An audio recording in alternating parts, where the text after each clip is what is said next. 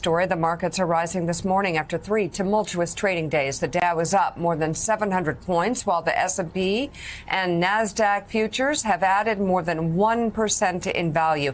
It comes after another volatile trading session yesterday tied to President Trump's tariffs.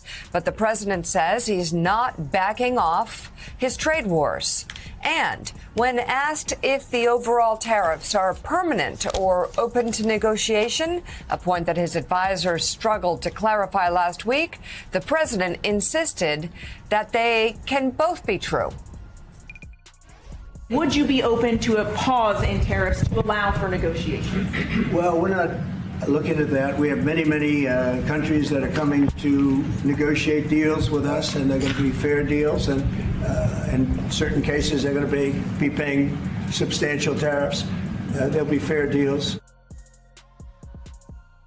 There can be permanent tariffs, and there can also be negotiations, because there are things that we need beyond tariffs. We need open borders. So we're going to get fair deals and good deals with every country, and if we don't, we're going to have nothing to do with them. They're not going to be allowed to participate in the United States. The economy of the United States is spiraling toward a recession, and leading the charge is none other than Donald Trump, a man riddled with scandals from being found guilty of sexual abuse to fraud, and the serial failure behind numerous bankrupt businesses. He's not a builder, he's a wrecking ball in a suit. While everyday Americans struggle, Trump spends his days lounging on golf courses bankrolled by foreign governments like the Saudis, hosting and winning his own fake tournaments, all while pocketing your tax dollars. Meanwhile, his loyal echo chamber, Fox News, glorifies his every delusion, spinning it as leadership while telling Americans they should take their medicine and endure the economic collapse he's ushering in. According to them, Trump dragging us backward is somehow the path to greatness. We're stuck in a loop. Trump shuffles back into DC, stages these unhinged, rambling press events where stringing together a coherent thought is a challenge. And when he does manage to form a full sentence, it's often reckless and destructive, both at home and abroad. And what happened to all those promises? Weren't prices supposed to drop the moment he took office again? What about peace in Ukraine in 24 hours? No taxes on tips, Social Security, or overtime. Oh, and wasn't housing supposed to magically become affordable again? The only thing Trump has consistently delivered is chaos for your wallet, your rights, and your future. So instead of fixing the housing crisis and making homes actually affordable for working Americans, what does Donald Trump's inner circle say? His Treasury Secretary, Scott Bessent, and Commerce Secretary, Howard Lutnick, are out here comparing the economic collapse to a kitchen remodel. Seriously? Most Americans don't know what that's like, because they can't even afford a home, let alone renovate one. But instead of addressing that crisis, instead of building housing or offering real solutions, Trump and his billionaire allies, including Elon Musk, are laser focused on securing $4.5 trillion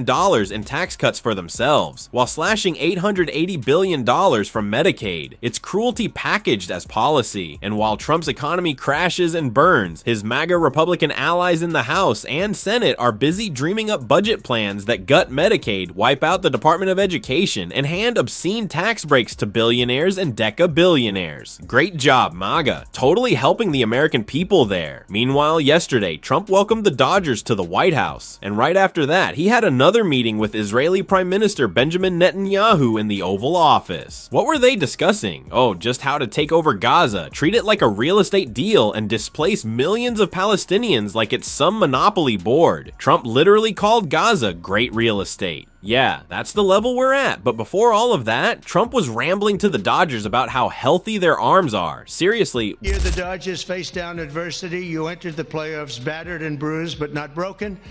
When you ran out the healthy arms, you ran out of really healthy. They had great arms, but they ran out. It's called sports. It's called baseball in particular, and pitchers, I guess you could say, in really particular.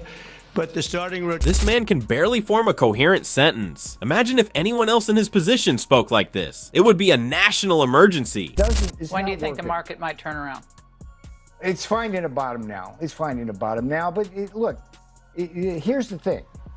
It's going to shift over, and it's going to be companies in the S&P 500 who are the first to produce here. Those are the ones going to lead the recovery. And it's going to happen. Dow 50,000, I guarantee that. And I guarantee no recession, okay? Why? Because when we pass the biggest broadest tax cut in history within a matter of months, that's going to be a great stimulus. There's not going to be any inflation.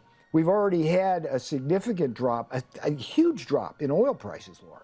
That's like a point off the CPI. We're going to have lower yields of mortgage. All right, Peter. Here and now, wait for it, Donald Trump's top economic advisor, the mastermind behind this chaotic, dangerous tariff everything and everyone strategy, is none other than Peter Navarro. Yes, that Peter Navarro, the one who was convicted for contempt of Congress, tied to the January 6th insurrection, and played a key role in Trump's Green Bay sweep plan to overturn the results of a free and fair election. And this is the guy Trump is trusting with economic strategy. Let's not forget, this is also the same Peter Navarro who literally invented a fake expert for his books, a fictional person he called Ron Vara, just so he could cite himself as a credible source. That's right, Navarro created a made-up character, a supposed veteran who backed all his extreme economic theories, basically a one-man echo chamber with a fake name. Not even toddlers with imaginary friends go that far, and no offense to toddlers. So now, here he is again, fresh off a jail sentence and still pushing his nonsense, going on Laura Ingraham's show and declaring, the Dow's going to 50,000. No recession, I guarantee it. Cool story, Peter. I don't know if we should trust that guy.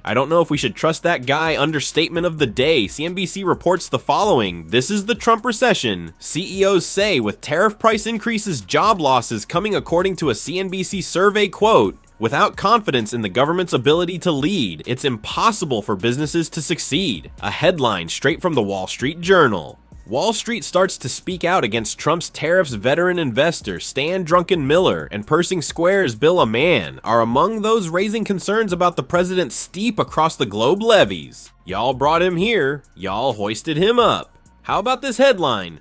Wall Street titans push back on Trump's trade war. JP Morgan CEO Jamie Dimon warned that the global conflict could threaten economic alliances that have made the US the world's most powerful country. You think Dimon, this from Bloomberg Wall Street, thought Trump was one of them wrong attempts to rationalize slumping stock markets show how money managers mistook the president for their guy. You're my guy, Donald. The way you drove so many of your businesses into bankruptcy, even casinos of all things. Yeah, you're really the man. Seriously though, my guy. Apple announced that it's planning to source more iPhones from not Indiana, from India. As a potential tariff fix, levies on Chinese goods have created the worst 3-day route for the iPhone maker in about 25 years.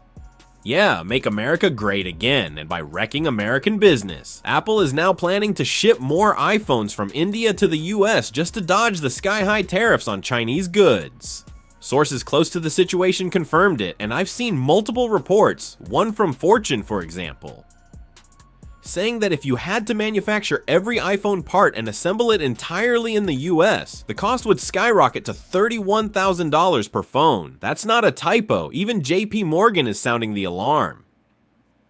The rest of the world will be hit by US tariffs and retaliations, but the US will be hit by tariffs on all countries. This makes this a uniquely American shock from Yardini. They say this is perhaps the first manufactured US bear market in at least 100 years, manufactured in the sense that it was created by Donald Trump in his obsession with tariffs rather than caused by anything to do with the business cycle over leverage or financial contagions. Just take a look at this chart that Brendan Nye posts right here. Long-term real growth in US GDP per capita. You see where that arrow is right there for those listening, just on audio. It's 1880 to 1900s when the GDP per capita of the US was at its lowest when Donald Trump says this is when our country was the strongest. It definitely wasn't our strongest era, but this is the nonsense Donald Trump keeps repeating, that America was the most powerful in 1870 or 1890. No, Donald, we absolutely were not, but of course that doesn't stop him from saying it on repeat. Here's what he said. Setting a table, and we're going to have great trade,